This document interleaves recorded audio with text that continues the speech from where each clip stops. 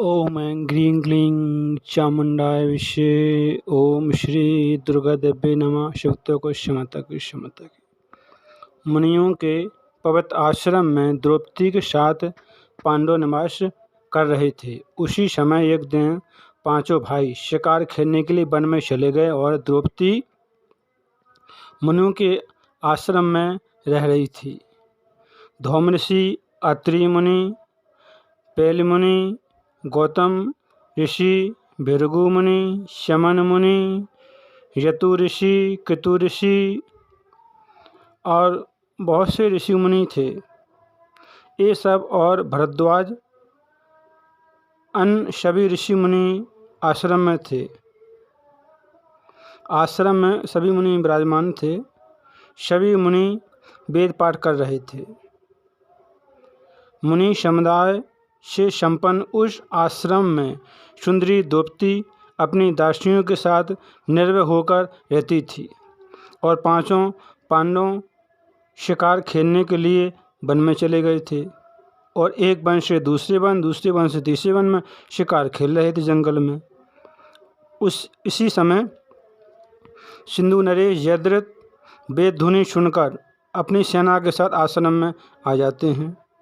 वेद पाठ सुनकर राजा जयद्रथ पुण्यात्मा मुनियों के दर्शन की इच्छा से शीघ्रतापूर्वक रथ से उतरकर जयद्रथ अपने दोनों भाइयों के साथ आगे बढ़कर ऋषियों मुनियों के पास आ जाता है। सभी मुनि वेद पाठों में संलग्न देखकर वहीं मुनियों के पास बैठ जाता है। राजा जयद्रथ हाथ जोड़कर कुछ देर तक बैठा रहता है। इसके बाद जब मुनियों की पत्नी आई और बैठे हुए राजा को देखा तब मुनियों से पूछने लगी कि यह कौन है। मुनियों की पत्नियों के साथ द्रौपदी भी आई थी। जब जयद्रथ की दृष्टि द्रौपदी पर पड़ी तब जयद्रथ ने धौम ऋषि से पूछा, ये सुंदर युवती कौन है और किसकी पत्नी है, मुझे सच बताइए। यह तो रानी जैसी दिख रही है, मुनि पत्नी तो यह नहीं है। धौम ऋषि बोले, यह पांचाल नरेश की पुत्री द्रौपदी है और पांडवों की पत्नी है। इसी पवित्र आश्रम में निवास कर रही है। जयद्रथ बोला, 5 पांडव कहाँ गए हैं? धौम ऋषि बोले, पांडव जंगल में शिकार खेलने के लिए गए हैं और शाम तक मृग का शिकार करके आ जाएंगे। मुनि का वचन सुनकर राजा जयद्रथ अपने आसन से उठा और सुंदर द्रौपदी के पास जाकर द्रौपदी को प्रणाम किया और बोला, हे सुंदरी, आप सकुशल तो हैं, ठीक है ना? आपको वन में निवास करते हुए आज 11 वर्ष बीत गए हैं। इसके बाद द्रौपदी ने कहा, हे राजकुमार, ठीक है, आपका कल्याण हो। अभी थोड़ी ही देर में पांडव आ जाएंगे, तब तक आप विश्राम कीजिए, रुकिए। द्रौपदी के कहने पर राजा जयद्रथ कामातुर होकर द्रौपदी का हरण कर लिया। मुनियों की अवहेलना कर दी। जयद्रथ ने मुनियों की एक नहीं मानी, एक नहीं सुनी। रानी बोली, हे मुनि, बुद्धिमान मनुष्यों को चाहिए कि वे किसी पर भी विश्वास न करें। इसी विषय में राजा बलि को धारण है। विरोचन पुत्र राजा बलि वैभव संपन्न, धर्मपरायण, सत्य प्रतिज्ञ, यज्ञकर्ता, दानी, शरणदाता और साधुजनों का सम्मान करते थे। राजा बलि कभी अधर्म का आचरण नहीं करते थे। राजा बलि ने दक्षिणायुक्त स्वयज्ञ किए थे, फिर भी सत्वगुण की साक्षात मूर्ति, यज्ञों द्वारा सदा आधारित और विकारों से रहित भगवान विष्णु भी देवताओं का कार्य सिद्ध करने के लिए कश्यप से उत्पन्न हुए। भगवान विष्णु ने वामन का कपट वेश धारण करके छलपूर्वक राजा बलि का राज्य और सागर समेत पृथ्वी ले ली थी। विरोचन के पुत्र बलि एक सत्यवादी राजा थे।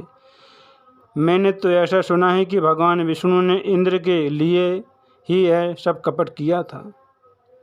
जब साक्षात सत्य की मूर्ति भगवान विष्णु ने राजा बलि का यज्ञ विध्वंस करने की कामना से वामन रूप धारण करके ऐसा कार्य किया था। तब भला अन्य लोगों की क्या गणना है? अन्य लोग क्यों नहीं कर सकते हैं? हे मुनि, किसी पर भी कभी भी विश्वास नहीं करना चाहिए, क्योंकि यदि चित्त में लोभ रहता है तो पाप करने में किसी भी प्रकार का डर नहीं रहता है। लोभ के वशीभूत होकर मनुष्य अनेक प्रकार के पाप करते हैं।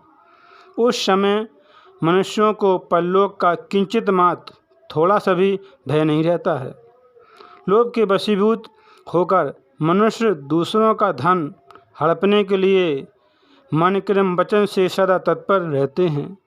देवताओं की निरंतर आराधना करके मनुष्य देवताओं से धन की कामना करते हैं। यह निश्चित है, देवता अपने हाथों से धन उठाकर मनुष्य को देने की पूरी तरह से समर्थ नहीं हैं। लोभ और मोह से घिरे हुए लोगों का तीर्थ दान, वेद अध्ययन सब कुछ व्यर्थ हो जाता है। मनुष्य का किया हुआ सारा कर्म न करने के समान हो जाता है। हे मुनि, इस इंद्रजित को घर लौटा दीजिए। मैं जानकी की भांति अपने पुत्र के साथ यही आश्रम में निवास करूंगी। मनोरमा के कहने पर मुनि राजा इंद्रजित से जाकर बोले, हे राजन, आप अपने इच्छा अनुसार अपने नगर को लौट जाइए। राजा इंद्रजित बोला, हे मुनि, आप हठ छोड़ दीजिए, जिद मत कीजिए और मनोरमा को मेरे साथ विदा कीजिए। मैं मनोरमा को छोड़कर नहीं जाऊंगा। हे मुनि, यदि आप नहीं मानेंगे तो मैं मनोरमा को अभी बलपूर्वक ले जाऊंगा। ऋषि बोले, जैसे प्राचीन काल में विश्रुत वशिष्ठ मुनि की गौ ले जाने के लिए उत्सुक तैयार थे, उसी प्रकार यदि आप में शक्ति हो तो आप मेरे आश्रम मनोरमा को बलपूर्वक ले जाइए। मुनि का वचन सुनकर राजा दशरथ ने अपनी आत्मा से सावधानी पूर्वक पूछा, आप बताइए, मुझे क्या करना चाहिए?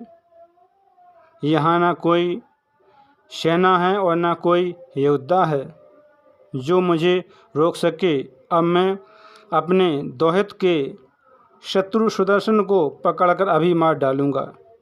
यदि मैं बलपूर्वक इस प्रयत्न में सफल हो जाता हूँ तो शत्रुजित का राज निष्कंटक हो जाएगा। सुदर्शन के मर जाने पर निश्चय ही राजा शत्रुजित निर्भय हो जाएगा। आत्मा ने कहा, हे राजन, ऐसा गलत कार्य नहीं करना चाहिए। अभी आपने मुनि का वचन नहीं सुना है कि प्राचीन काल में गांधी तने राजा विश्रुत एक शक्तिशाली और प्रसिद्ध राजा थे। एक बार महाराज घूमते हुए मुनि वशिष्ठ के आश्रम में आ गए। राजाओं में शेष महाराज विश्रुत मुनि वशिष्ठ को प्रणाम करके मुनि द्वारा प्रदान आसन पर बैठ गए। उसके बाद मुनि वशिष्ठ ने राजा विश्रुत को भोजन के लिए निमंत्रित किया। तब राजा विश्रुत अपने सैनिकों सहित उपस्थित हो गए। उस समय भोजन जो भी आवश्यक था वह सब कुछ मुनि ने नंदिनी गाय से उपस्थित कर दिया था। सेना समेत राजा विश्रुत ने इच्छा पूर्वक भोजन किया था। इस भोजन को नंदिनी गाय से उत्पन्न किया था। तब नंदिनी गाय का चमत्कार देखकर राजा विश्रुत मुनि से नंदिनी गाय मांगने लगे। विश्रुत बोले, हे मुनि, मैं आपको दूध देने वाली 1000 गायें दूंगा, लेकिन आप मुझे यह गाय दीजिए।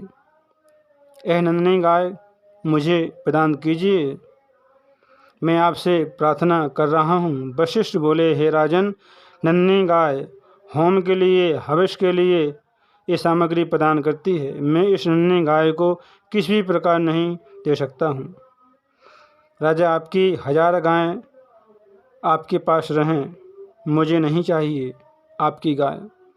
तब विश्रुत राजा बोले, हे साधु, मैं आपकी इच्छा के अनुसार 10,000 और 1,00,000 गाय दे रहा हूँ। आप मुझे नन्ही गाय दे दीजिए, नन्ही गाय मुझे प्रदान कीजिए, नहीं तो मैं नन्ही गाय को बलपूर्वक ले जाऊंगा। तब वशिष्ठ मुनि बोले, हे राजन, जैसी आपकी इच्छा हो, नन्ही गाय को आप बलपूर्वक अभी ले जाइए, किंतु हे राजन, मैं आपकी इच्छा से इस नन्ही गाय को नहीं दे रहा हूँ। तब राजा ने अपने महाबली सैनिकों को आदेश दिया, तुम लोग इस नन्ही गाय को ले चलो। तब बल के अभिमान में चूर्ण सैनिकों ने बलपूर्वक नन्ही गाय को बांध लिया, पकड़ लिया। तब आँखों से आंसू भरकर कांपती हुई नन्ही गाय ने मुनि से कहा, हे मुनि, आप मुझे क्यों त्याग रहे हैं? ये सब राजा के सैनिकों ने मुझे बांध लिया है और खींच रहे हैं, पकड़ के ले जा रहे हैं।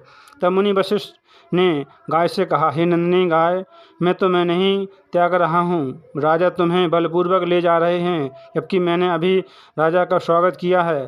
नन्ही गाय, मैं क्या करूँ? मैं अपने मन से नन्ही गाय तुमको छोड़ना नहीं चाहता हूँ। मुनि के कहने पर नन्ही गाय क्रोधित हो गई और भयंकर हम्मारव करने लगी। उसी समय नन्ही गाय के शरीर से भयंकर सैनिक दैत्य उत्पन्न हुए और सभी दैत्य शस्त्र अस्त्र लिए थे और दैत्यों ने राजा की सेना को संहार कर दिया और राजा की सारी सेना का संहार हो गया। राजा विश्वत नन्ही गाय को छोड़कर अपने भवन लौट गया। काम करते रहो, मैया का नाम जपते रहो। शक्ति को क्षमता की।